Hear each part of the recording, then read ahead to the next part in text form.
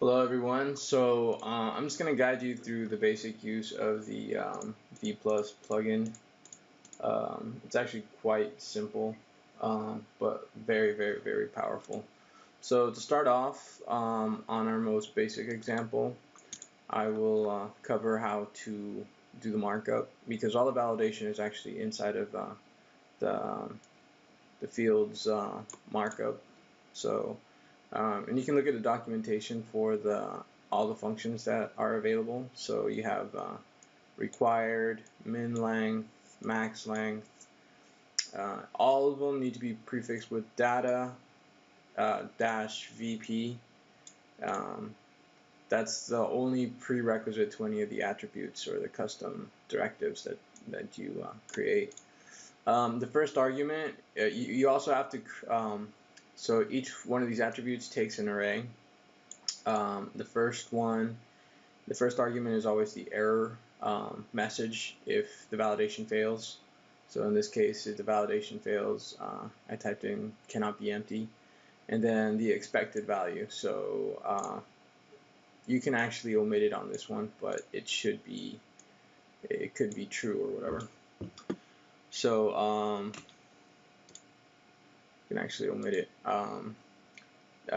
on this particular one, but in all the other cases, it's always the first value in the array is always the error message. So in this one, VP min length must be at least 6 characters, and then 6 is the expected value for the minimum length, and max length, 10 is the expected maximum value. So just keep that in mind. Let's see. So yeah, just be sure for all of them. That's even for your custom one. So down here I have something with a custom, and I'll show you how to do those real quick. So VP custom equals something is not cool, and that's our error message. And because it's custom, I choose not to pass any more arguments, but you can pass any number of arguments. So if you wanted to pass, like a number and then another number and then another number or whatever you wanted to pass, that you could pass it. It's just the first one has to be the error message. Oh, and then we also have this one where it matches a field. So for a password, to confirm a password, you just put in the ID of the other field. So in this case, it's password. So we just pass the selector, the jQuery selector. Okay, so it's really to use the plugin. You just have to, once you have it all set up, it's just call vPlus. Now, if you had any custom code that you wanted to run, you could. Let me actually revert this. You could write your custom validation next, and just be sure that so here we have this one down here matches this one, and it's vPlus custom, except in the markup it's VP dash custom, and that's just for camel casing. Anywhere where you would have a camel case, you just put a dash. So VP dash custom here becomes VP capital C custom. That's the only caveat there. And you can write any validation as you want with Ajax, and just make sure you set the async property in the Ajax to false. And just for any custom validation, you just have to make sure that it returns true if the validation passes. So if it's true, otherwise it'll fail and you'll have your error message. Now it's got some basic error handling, like if you have an error message. So to do that, you would just you could write your own error messages, and I'll show you how to do that. There's also, if you wanted to check in general whether the form is valid or invalid, there's 2 events that you can listen for: the valid event and the not valid event. So if you just wanted to do something for the whole form when or on the page or wherever, where when if the form turns out to be invalid, like I don't know, maybe do a modal or tell them, hey, you can't log in for another 30 minutes or whatever, or we sent you an email telling you that somebody's been trying to access your account for, and or whatever you wanted, for whatever form, you could do that in the valid and not valid listeners. You just have to attach it to the form and then run your code. Okay, so more on adding custom. So I'll show you one example right now. Let me open this up for when we have we have an error message, cannot be empty. Right now this is the way it's done. If we look at the code, we see that right after the input field we have a span that gets added, and once we fix it or go back in here, the span gets removed. So you can customize this. You can say, you know what, I don't want a span, I don't want anything here, I want stuff appended to the top. Well, you could write your own error handler, or what do we call that? We call it the let me see, it's in the global config. Yeah, the fail handler. So you could write your own fail handler by passing it into here as as a method. So you would have where's this? Just create an object and call it fail handler, and then write your own function, and it just takes the error message. Element and error message. Element.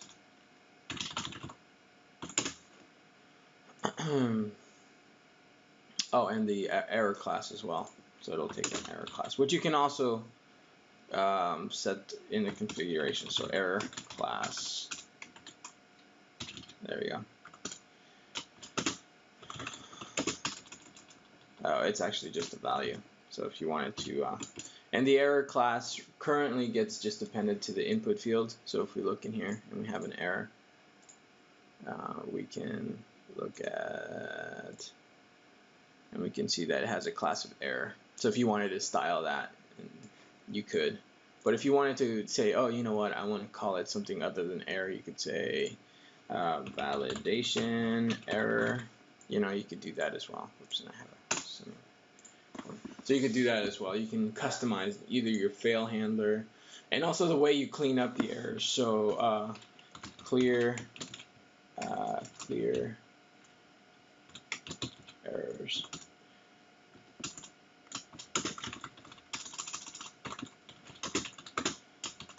And I believe that just takes the clear errors, takes the element and the error class, yeah.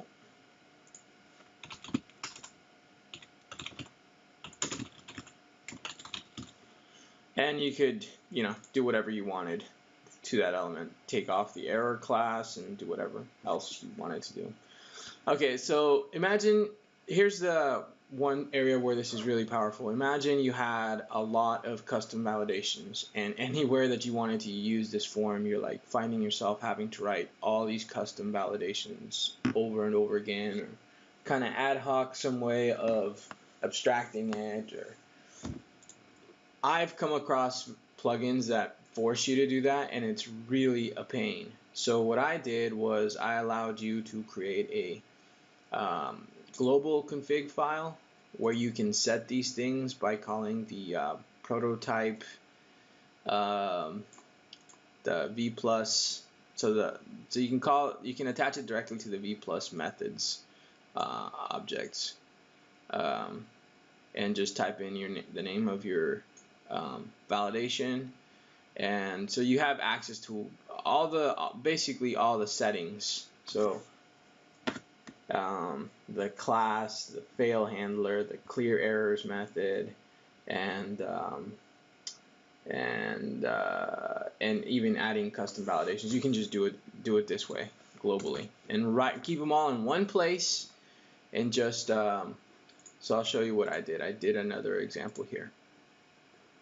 So what I did was I included jQuery I included the plugin, the vPlus plugin, and then a global configuration file, just like this.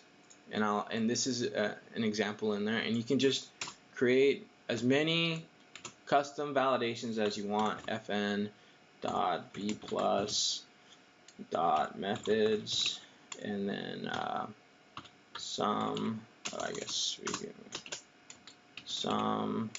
other custom validation. You know, anything that you want, and just remember you have this.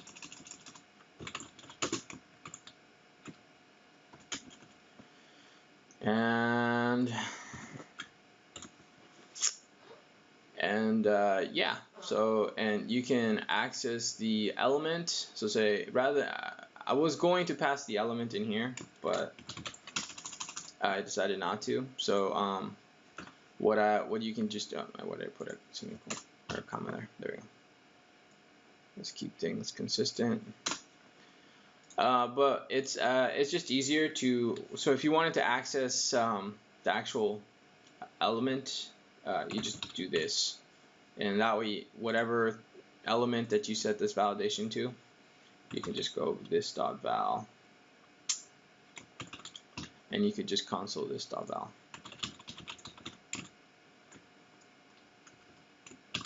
And that'll give you the value of the element. And then the first any of the arguments are in here, so you can always also console log arguments.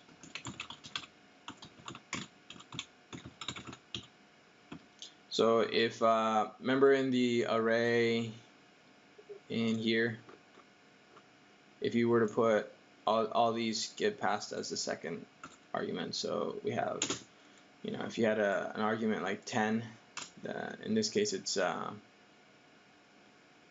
max length, you know, you could, if we go into the global configurations, you could type something like max length. That'll be the first one. So they all get pushed in order. But if you want to find out more, just console log arguments, and you'll be able to find anything that you want in there. So I hope this will help. It certainly is helpful to me. You can reuse the code a lot easier, especially if with validations, where a lot of times you use the validation in a lot of places, and it usually requires a lot of configuration. Now you can just, once you have all your global configurations and all your global validation, or all your custom validations in a global object like this, then it's really simple, because as you do the markup for the form, you can just start adding the validation there, and really the only thing you'll have to do is that. That's all you'll have to do is type in whatever myform.vplus, and boom, it'll handle it. It'll just be done. There'll be no extra code that you have to type in, nothing at all. You could still do overrides of the globals and add them in here, but yeah, I mean, in general, you are going to have to do a lot less stuff. So I hope this helps. Fork it, or hit me up on GitHub, or you know, if you have any questions or find any bugs or anything, or pull requests or whatever. So I hope this helps, and cheers and good luck.